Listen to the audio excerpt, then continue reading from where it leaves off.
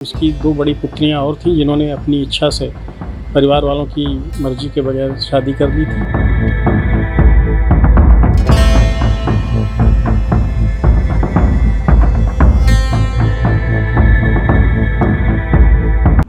कहते हैं बेटियां पिता की सबसे बड़ी ताकत होती हैं, लेकिन जब वही पिता अपनी इज्जत बचाने के नाम पर बेटी की सांसें छीन ले, तब रिश्ते भी कांप उठते हैं। उत्तर प्रदेश की राजधानी लखनऊ से सामने आया यह मामला सिर्फ एक हत्या नहीं, बल्कि इंसानियत को झकझोर देने वाली ऑनर किलिंग की कहानी है।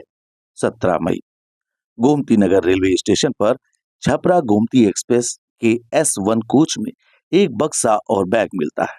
जब पुलिस ने उसे खोला तो अंदर का मंजर देखकर हर कोई सन्न रह गया।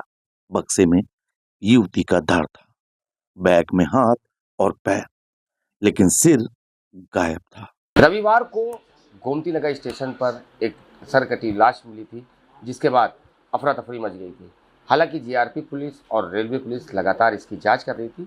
आज इसका खुलासा किया गया। हमारे साथ जीआरपी एसपी हैं, उनसे बात करेंगे।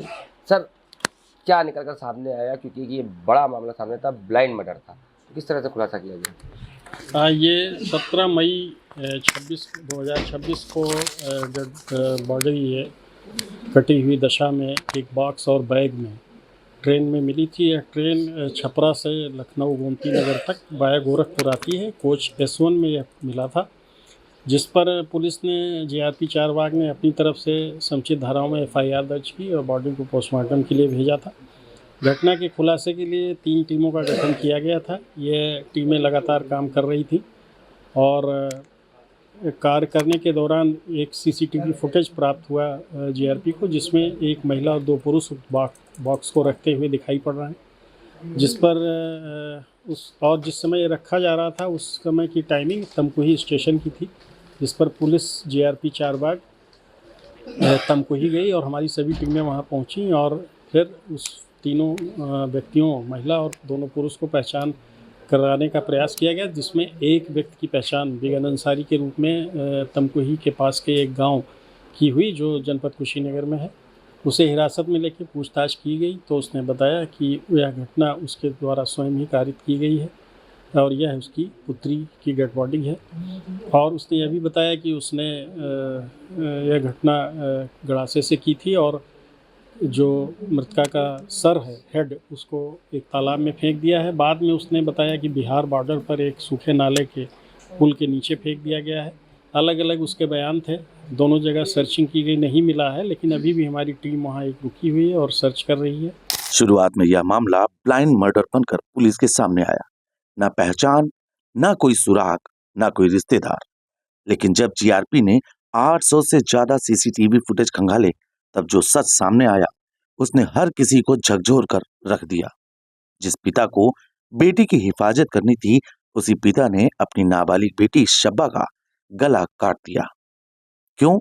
सिर्फ इसलिए क्योंकि बेटी दूसरे समुदाय के एक युवक से बात करती थी और उससे शादी करना चाहती थी। पूछताछ में और विवेचना से यह ज्ञात हुआ कि उसकी 2 बड़ी पुत्रियां और थीं जिन्होंने अपनी इच्छा से परिवार वालों की मर्जी के बगैर शादी कर ली थी, जिस पर परिवार वाले इसका विरोध करते थे और यह लड़की भी किसी अन्य युवक से बात करती थी, तो इसको लगता था कि यह भी कुछ ऐसा करेगी और यह लोग लगातार इसको मना करते थे और डांटते फटकारते थे। इसी घटना से क्षुब्ध होकर, इसी कारण से क्षुब्ध होकर उसके द्वारा यह घटना कारित की। गोमती नगर रेलवे स्टेशन पर मिले सनसनीखेज शव कांड का खुलासा करते हुए जीआरपी एसपी रोहित मिश्रा ने बताया कि मृतका की पहचान कुशीनगर जिले की सेवरही क्षेत्र की रहने वाली नाबालिग शब्बा के रूप में हुई है। पुलिस जांच में सामने आया कि शब्बा का दूसरे समुदाय के युवक से प्रेम प्रसंग था। इस बात से पिता काफी नाराज था। दरअसल आरोपी की 2 बड़ी बेटियां पहले ही प्रेम विवाह कर चुकी हैं, जिससे वह समाज में खुद को अपमानित महसूस करता था। जब उसे पता चला कि उसकी छोटी बेटी भी उसी रास्ते पर चलना चाहती है, तो उसने ऐसा खौफनाक कदम उठा लिया जिसने रिश्तों को शर्मसार कर दिया। आरोप है कि पिता ने अपनी बहन नूरजहां और बहनोई मुजीबुल्ला अंसारी के साथ मिलकर घर में ही धारदार बांके से बेटी की हत्या कर दी। क्या लगता है, क्योंकि जिस तरह से जो मामला सामने आया, तो क्या इसने पहले ही मार दिया था, जो उसका पिता था, पहले ही मार दिया था, या फिर मारने के बाद उसका धड़ अलग किया गया? जो पोस्टमार्टम रिपोर्ट है उसके अनुसार 18 मई को पोस्टमार्टम हुआ है 1:30 बजे के आसपास। उससे 36 से 24 घंटे पहले उसकी डेथ हुई है और उसके द्वारा जो बताया गया है उसके अनुसार उसी ने यह घटना गड़ासे से कारित की है। बाकी पोस्टमार्टम रिपोर्ट में डिटेल अंकित है, वो जिसके अनुसार उसमें डॉक्टर का भी अभी बयान लिया जाएगा तो और चीज़ें स्पष्ट हो जाएंगी। हत्या के बाद शव के कई टुकड़े किए गए, सिर धड़ से अलग कर दिया गया और फिर शव के हिस्से को बक्से और बैग में भरकर ट्रेन के कोच में छोड़ दिया गया ताकि पहचान मिट जाए और मामला ब्लाइंड मर्डर बनकर रह जाए। लेकिन अपराध कितना भी शातिर क्यों ना हो, सच अक्सर कैमरों में कैद हो ही जाता है। जीआरपी की 3 टीमों ने लगातार कई दिनों तक जांच की। करीब 800 सीसीटीवी फुटेज खंगाले गए। तमकुड़ी रेलवे स्टेशन के फुटेज में आरोपी बक्सा और बैग ले जाते दिखाई दिए, जिसके बाद पुलिस आरोपियों तक पहुंच पाई। पूछताछ में पिता विघ्न अंसारी, उसकी बहन नूरजहां और बहनोई मुजीबुल्लाह ने अपना जुर्म कबूल कर लिया।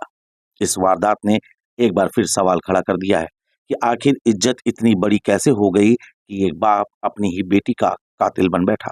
जिस बेटी ने शायद सिर्फ प्यार करने की गलती की, उसे जीने का हक भी नहीं मिला। एसपी जीआरपी रोहित मिश्रा के मुताबिक अभी तक युवती का सिर बरामद नहीं हो सका है।